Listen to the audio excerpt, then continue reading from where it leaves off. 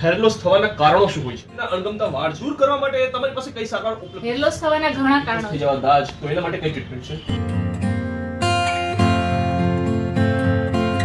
તો હેલો મિત્રો, સ્વાગત છે તમારું આપણે નવા બ્લોગમાં. આજે હું આવ્યો છું કૃષ્ણબેન પાસે. તો કૃષ્ણબેન કેમ છે? મજામાં? બસ સારું.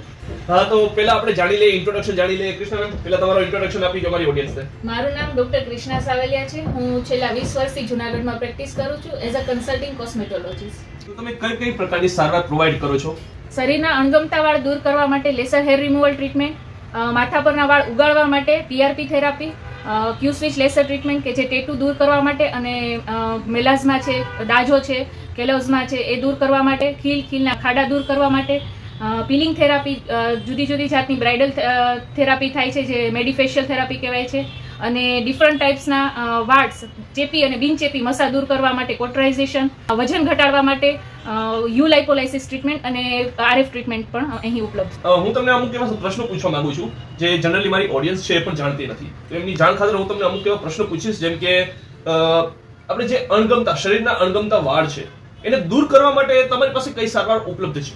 શરીરના અણગમતા વાળ દૂર કરવા માટે diode laser hair removal treatment કરીએ છીએ.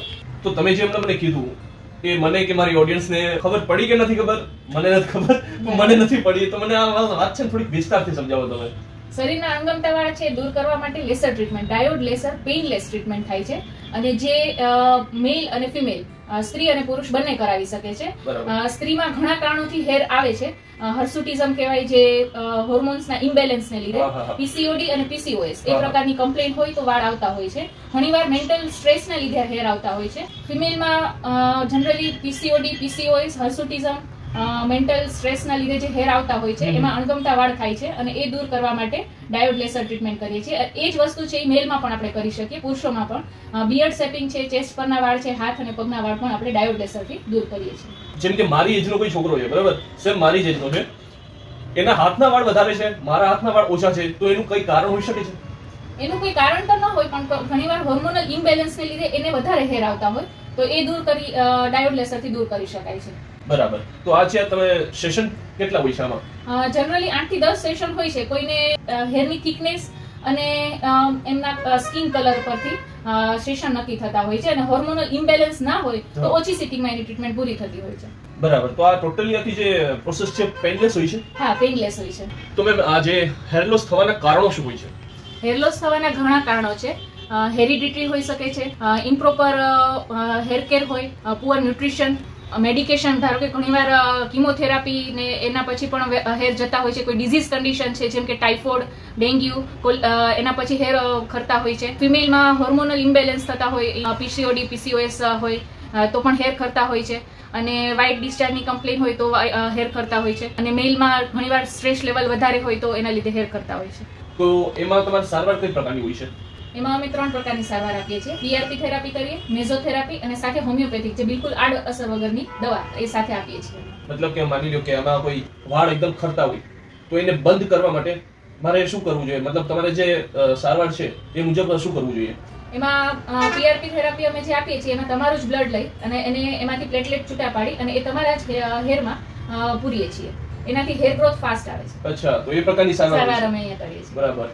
તો એ તો બહુ ઘણી સારી વાત કહેવાય કે મતલબ જેને ચિંતા છે ને વાળ કે મારા ઝડપથી વાળ જતા રહી જવાય, મારે એટલે નાનપણથી આપણે એમ લાગે કે આપણા વાળ એટલા બધી શા માટે જતા રહ્યા છે, તો એનું આપણે કારણ પણ જાણ્યું, અને હવે એની સારવાર છે કે નહીં તો એ પણ આપણે મેમ પાસે જાણી લીધી કે હા ભાઈ, સારવાર તો એની પોસિબલ છે. બીજું એ કે ક્યુ સ્વિચ લેસર ટ્રીટમેન્ટ, જે ટેટુ રિમૂવ માટે અત્યારે જે આર્મીમાં ભરતી થતા હોય તો એ લોકોને સરકારશ્રીના નિયમ પ્રમાણે એ ટેટુ દૂર કરવા ફરજિયાત હોય છે.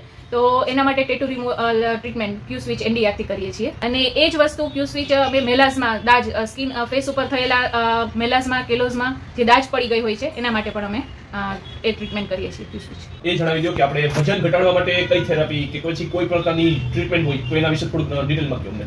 વજન ઘટાડવા માટે અમે હોમિયોપેથિક દવાનો ઉપયોગ કરીએ છીએ, અને એ દવાથી પેશન્ટનું વજન ઘટી જાય છે. પણ ઘણીવાર એવું થાય કે કોઈ લેડીઝને ડિલિવરી પછી પેટનો ભાગ કે કમરનો ભાગ વધી ગયો હોય તો એના માટે સ્પેશિયલ શેપિંગ અને ઇંચ લોસ માટે અમે યુ લાઇપોલાઇસિસ ટ્રીટમેન્ટ કરીએ છીએ, અને એની અંદર RF ટ્રીટમેન્ટ પણ આવી જાય જે સ્કિન ટાઇટનિંગ પણ કરે છે, અને હોમિયોપેથિક દવા એ વજન ઘટાડે છે, અને સાથે શેપ માટે યુ લાઇપોલાઇસિસ ટ્રીટમેન્ટ આપીએ છીએ.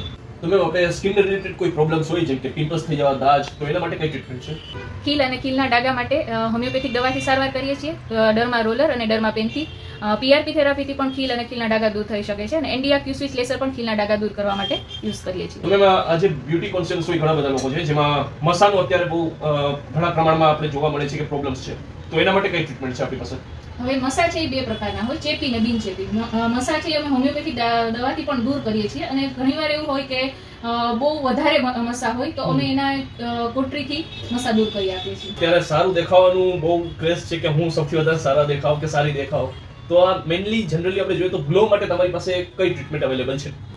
ગ્લોઈંગ માટે ઘણા બધા મેડિફેશિયલ આવે છે, એમાં અમે બીબી ગ્લો ટ્રીટમેન્ટ કરીએ છીએ, Hydra facial, face PRP therapy કરીએ છીએ, ઓક્સિજન થેરાપી, પાર્ટી પીલ ઇન્સ્ટન્ટ ગ્લો માટે, અને ક્યુ સ્વિચ લેસર છે જે હોલીવુડ ફેશિયલ થાય છે એનાથી, અને કાર્બન ફેશિયલ કહેવાય. તો મેમ હું એ જોઉં છું કે અહીંયા આપણે 1, 2 ને 3 મશીનો રાખેલા છે, તો આ તમારી ટ્રીટમેન્ટ માટે યુઝ કરો છો? હા, આ મારું ડાયોડ લેસર હેર રિમૂવલ છે જે આપણે શરીર પરના અણગમતા વાળ દૂર કરવા માટે વાપરીએ છીએ. બરાબર. પછી આ જે છે માઇક્રોડર્માબ્રેઝન, જે અંડર આઈઝ સર્કલ, ખીલના ડાઘા માટે, અને આ છે મારું કોટરી જે શરીર પરના જે મસા, ચેપી બિનચેપી મસા હોય છે એ દૂર કરવા માટે યુઝ કરીએ છીએ. બરાબર. અને આ મશીન હું જોઉં છું એ કેના માટે છે? એ પણ ડાયોડ લેસર હેર રિમૂવલ માટે જ છે, પણ આ જે છે એ ઓલ્ડ વન છે, આ અપડેટ થયેલું મશીન છે. બરાબર.